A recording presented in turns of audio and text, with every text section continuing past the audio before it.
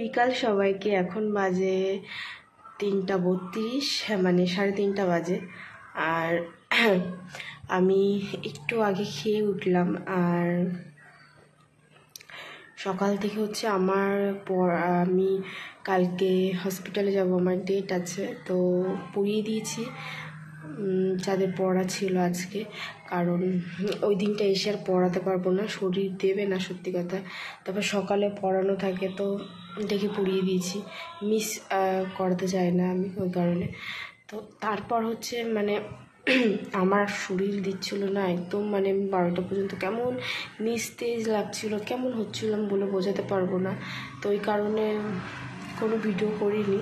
তো এখন একটু ভালো লাগছে শরীরটার, মনে হলে একটু তোমাদের সাথে কথা বলি, তাহলে আমার মাইন্ডটাও ফ্রেশ হবে আর অনেক ভালো লাগবে। আর আমার এমনিতেও ভালো লাগছে না, সত্যি বেশি খারাপ লাগছে, মানে বলে বোঝানোর মতো না। হতে পারে আমার শরীর দুর্বল, না হলে হয়তো ব্লাড নেই গায়ে, কিছু একটা হবে। আর কদিন ধরে হচ্ছে ভিডিও দিতে পারিনি। আমাদের এখানে হচ্ছে ওই মহরম গেছে, জলসা হচ্ছিলো, মাইকটাই বাজছিল, তো ওই কারণে। আর হচ্ছে ইউটিউবে প্রচুর হচ্ছে নিয়ম আছে, সেগুলো হচ্ছে তুমি যদি না মানো ওরা রেস্ট্রিক্ট করে দেয়, এরকম প্রচুর ঝামেলা হয়ে যায়। তো আমি যেন ঝামেলা করতে চাই না। আর ওটাকে ওঠানো অনেক হচ্ছে, এমনিতে সাধারণত কপিরাইট ওঠাতেই অনেক ঝামেলা। তো ওই সমস্ত ভেবে আমি কিচ্ছু করতে পারিনি। ভেবেছিলাম নর্মালি ভিডিও বানাবো, ওভার ভয়েস দেবো, বাট সেটাও সম্ভব না, কারণ এত বেশি গাড়ি করে যায় আর এত বেশি সাউন্ড হয়, আমি কিছুই করতে পারি না। আর হচ্ছে দেন হচ্ছে যে অত রাত্রিবেলা আমি জেগেও থাকতে পারি না, ওই কারণে আমি দিতে পারি না। তো আমি আকাশটাকে দেখে খুব সুন্দর লাগছে। তো এরকম বৃষ্টি পড়ছে হালকা হালকা, আর মেঘলা করে রয়েছে আকাশটা, মানে অন্ধকার মতো, বেশ ওয়েদার ভালো। আর বৃষ্টি পড়ছে, আমি চলে যাবো। আর এদের দেখো ছাদটা দেখো, তো এই হচ্ছে জল বেশ মোটামুটি। এটা ওদের হচ্ছে ঢালাই হয়ে গেছে, এরপর আবার ঘর উঠবে, মানে দোতলা হবে, তখন আর এগুলোকে কিচ্ছু দেখতে পাবো না, সত্যি কথা। আর এমন মেঘলা হয়ে আছে না, বলার মতো না। তো এরকম ছাদ দেখলে না আমার প্রচণ্ড ভয় লাগে। এরকম ছাদের ধারে আসলে মনে হয় যেন আমি পড়ে মারা যাবো, আমার কেন এরকম ফিল হয় আমি জানি না। তো এই মোটামুটি আকাশ আমার এত ভালো লাগছে বলে বোঝানোর কিছু কথা বলি। আমার আরও খারাপ লাগছে একটা কারণে, যে বাংলাদেশের অবস্থা খুবই ভয়াবহ।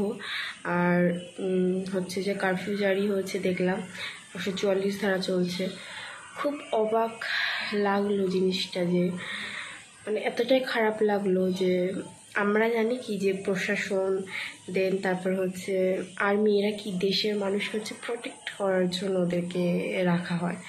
লাইক ওরা হচ্ছে কোনো বিপদ থেকে আমাদেরকে রক্ষা করবে, এটাই কিন্তু ওদের কাজ।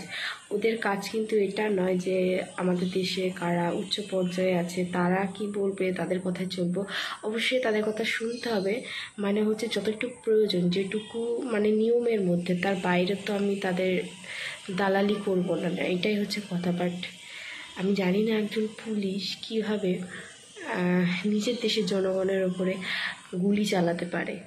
আমি যতটুকু জানি যে একজন পুলিশ তখনই কাউকে গুলি করার অধিকার পায় যখন হচ্ছে কোনো আসামি লাইক অনেক অপরাধ করেছে, যে অপরাধের ক্ষমা নেই, কোর্ট থেকে রায় এসছে, তাকে যেখানে পাবে দেখে হত্যা করবে, এরকম। এছাড়াও তো পুলিশের কোনো রাইট নেই একদম পাবলিকের মাঝে পাবলিককে গুলি করার। এই রাইটসটা কে দেয় আমি জানি না। সেকেন্ড হচ্ছে তুমি কাদের জন্য, এই জনগণের জন্যই কিন্তু ওরা, তো তাদেরকেই তুমি নির্বিচারে এইভাবে হত্যা করবে। মানে এই স্বাধীনতাটা ওদের কে দিয়েছে আমি জানি না। সেকেন্ড হচ্ছে মানে যিনি পরিচালনা করছেন, মানে কি বলবো, তিনি কি করছেন, তিনি কি এগুলো চোখে দেখেন না, নাকি তিনি তানার আন্ডারে এগুলো হচ্ছেন, তিনি বলে দিচ্ছেন, আমি জানি না আমার কথাটা কতটা যুক্তিগত হবে।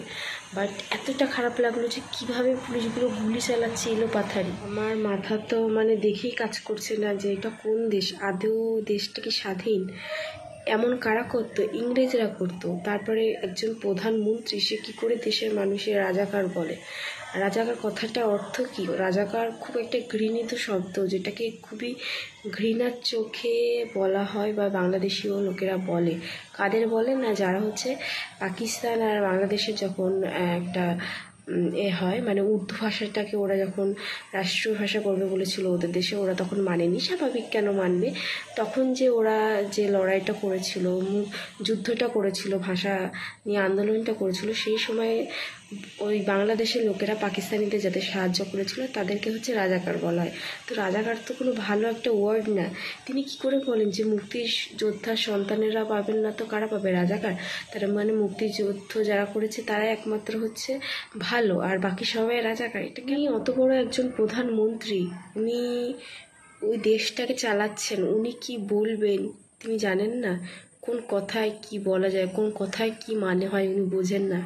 মানে কেমন, আমি এই ফার্স্ট টাইম দেখলাম যে কোনো দেশের মন্ত্রী নিজের লোকেদের হচ্ছে হত্যা করছে, দেন নিজের দেশের জনগণকে হচ্ছে রক্ষা করার পরিবর্তে, মানে কথায় একটা কথা আছে না, যেই রক্ষক সেই ভক্ষক। আমার মনে হচ্ছে বাংলাদেশের এখন পরিস্থিতি তাই। আর ওদের অবস্থা খুবই ভয়াবহ, সমস্ত কিছু থেকে বিচ্ছিন্ন ইন্টারনেট। আমি লাইক মানে কি বলবো, আমার এত খারাপ লাগছিল যে কিভাবে একজন মা, মানে সন্তানগুলো মারা গেছে, কান্না করছে, লাইক আমার দিকেই চোখের জল আসছিল। এত খারাপ লাগছিল যে একটা, কত বয়স হতে পারে, কত, তার তো জীবন সবে শুরু হয়েছিল না, তার আগেই। তো আমার এত খারাপ লাগছে, মানে কি বলবো, কাঁদছে একজন মা, তার ছেলের জন্য একজন মা তার মেয়ের জন্য কীভাবে আর্তনাদ করছে, মানে এগুলো দেখার মতো না, দেখলে সত্যি চোখে জল চলে আসে। ওদেরকে কিছু মনে হয় না? ওই জায়গাটা যদি তাদের সন্তান হতো কেমন ফিল হতো আমি জানি না, তাদের কি চিন্তা ভাবনা। সেকেন্ড হচ্ছে যে কিছু এদের বলার নেই। আর থার্ড হচ্ছে যে সত্য কখনো চাপা থাকে না, সত্যই জেতে, মিথ্যা কখনো জিততে পারে না। মিথ্যা হচ্ছে ক্ষণস্থায়ী আর সত্য হচ্ছে চিরস্থায়ী। তো ক্ষণস্থায়ী বেশি দিন থাকবে না, চিরস্থায়ী থাকবে, জয় জয়কার হবে, এটাই আসল কথা।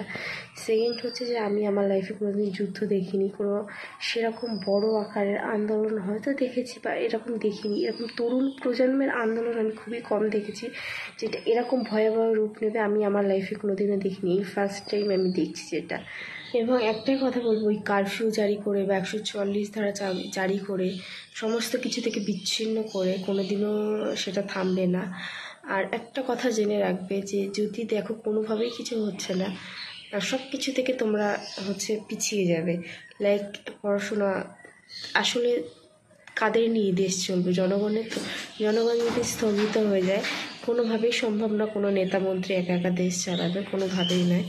আর কী বলতো, এদের না এত খেয়ে খেয়ে পেট মোটা করে ফেলেছে, মানে কি বলবো, মানে মানে পেটটাকে না জ্বালা কুজো করে ফেলেছে এত হারাম খেয়ে খেয়ে। মানে এরা হচ্ছে হারামখোর, একদম সোজা বাংলার কথায়। আর এদের কোনোদিনও লজ্জা হবে না। এদেরকে আমার বলাটা কতটুকু ঠিক হবে জানি না, এদেরকে হচ্ছে এমনভাবে পেটাতে হবে যাতে এদের 7 জনম মনে থাকে যে কি করেছিলাম আর তার কী পড়ল। তো মানে এদেরকে কিচ্ছু বলার নেই। আর সেকেন্ড হচ্ছে যে থামবে না, থামা মানে হচ্ছে হেরে যাওয়া। প্রতিশোধ নয়, বাঁচবে নয় মরবে, যে কোনো একটা। কতজনকে মারবে? পুরো যদি জনগণ এদের এগেনস্টে নেমে যায় তো কখনোই সম্ভব না এদের পেরে ওঠা। কারণ কজন প্রশাসনে কজন আছে ওদের, এতে কজন, আমি ধরলাম 100 জন, 200 জন বা 1000 জন, কিন্তু জনগণ কতজন? তার থেকেও বেশি। তো থেমে গেলে, থেমে যাওয়া মানে হেরে যাওয়া, কখনোই থামবে না। আর অনেক খারাপ লাগছে আসলে, কারণ অনেক যুদ্ধ, মানে আমি এটা নিয়ে 3টে মনে হয় দেখলাম আমার লাইফে। এক হচ্ছে ইউক্রেন, রাশিয়া, সেকেন্ড হচ্ছে ইসরায়েল আর প্যালেস্টাইন দেখলাম। আর এই হচ্ছে বাংলাদেশ। ওইগুলো তো তাও মানায় যে কোনো কারণে, মানে 2 ধর্ম বা 2 দেশ। আর এরা হচ্ছে নিজের দেশের মধ্যে, মানে কতটুকু ঘৃণিত এরা যে নিজের দেশের মানুষকেই নির্বিচারে হত্যা করছে। মানে কিচ্ছু বলার না। এদেরকে এই অধিকারটা কে দিয়েছে, কারা দিয়েছে, এই জবাবগুলো আগে এদের থেকে নেওয়া দরকার। কারণ পুলিশরা না নিজেদেরকে অনেক কিছু মনে করে, আর এরা হচ্ছে এক ধরনের দালাল। একদম আমি কাঁচা বাংলা যেটা বুঝি, এরা হচ্ছে সরকারের দালাল। একদম সত্যি কথা, মানে যে আন্ডারে থাকে এরা শুধু মনে করে আমরা খাবো, আমার ফ্যামিলিটাকে বাঁচাবো, আমরা খেয়ে পেটটা মোটা করলেই হবে। জীবনে এরা সত্যি কথা বলতে জানে না। খুব কমের ভাগ হয়তো একটা দুটো সৎ পাবে, নাহলে বেশিরভাগই পুলিশ হচ্ছে অসৎ। এটা একদম সত্যি, একদম বাস্তব কথা। তো এদেরকে কিচ্ছু বলার নেই। এরা নিজের দেশের মানুষদেরকে প্রোটেক্ট করার না করে, যেটা করার কাজ না করে মেরে ফেলছে। তো এদেরকে না, মানে এদের ধিক্কার জানানোর কোনো ভাষা নেই, এই ওয়ার্ড আসলে আর কিছু বলার নেই। অনেক খারাপ লাগছে একজন মানুষ হিসাবে, কারণ হ্যাঁ, ওরা হয়তো আমাদেরকে প্রোটেস্ট করে না, মনে করে আমরা খারাপ। আসলে না, আমরা খারাপ না, আমাদের কিছু প্রশাসনের জন্য হয়তো তাদের চোখে আমরা খারাপ, বাট কখনোই আমরা মানুষ হিসেবে চাইবো না কোনো মানুষের মৃত্যু হোক। বা আসলেই তারা হচ্ছে তরুণ, মানে এখনও তাদের জীবনে অনেক কিছু করার বাকি আছে, তার আগে যদি জীবনগুলো চলে যায় খুবই খারাপ লাগে। মানুষ হিসাবেও তো অন্তত খারাপ লাগে, কার কী লাগে আমি জানি না। তো দোয়া করি খুব তাড়াতাড়ি সমাধান হোক, একটা ভালো এর মধ্যে দিয়ে আসুক, আর খুব সুষ্ঠু বিচার পাক, এটাই চাইবো একজন মানুষ হিসাবে। তো আজকে ভিডিওটা এই পর্যন্ত। ভালো লাগলে লাইক করো, নতুন হলে আমার চ্যানেলটিকে সাবস্ক্রাইব করো। তো চলো, টাটা, বাই বাই, দেখা হবে নেক্সট কোনো ব্লগে ভিডিওতে। আল্লাহ হাফিজ।